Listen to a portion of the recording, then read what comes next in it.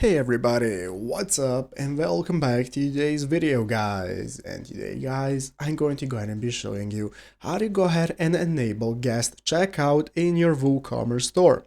This is a very simple thing to do, so make sure to watch this quick and easy video till the very end, follow my steps correctly so you can make sure that this works the same for you and you can do this yourself.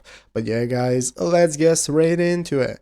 So the first thing we want to do is to go ahead and open up the official WooCommerce platform that we are using. If you're using WordPress like me, just go to wordpress.com, and from here, once you're logged into your account, this is going to be the main page you're greeted by. From this home page, at the left side of the screen, you can find your plugins that you have set up for your WooCommerce store. From here, if you have not already, you're going to be able to set up your WooCommerce store, and once you've gotten your WooCommerce plugins, they are going to appear in the My Plugin section. From there, we can get started with accessing them right here. So what you can do now is follow any article that you want. I have found this one on funnelkit.com on how to enable guest checkout in WooCommerce, and you're going to follow the steps you can see right here. So from the WordPress dashboard, like I just showed you, navigate to the WooCommerce plugin you have installed and click settings, and then click on the accounts and privacy tab. Under the guest checkout section, you can check the box allow customers to place orders without an account, and after that you can save your changes, and this is going to enable you to go ahead and enable guest checkout for your WooCommerce store, and all the settings that you need are going to be available right here in the plugin section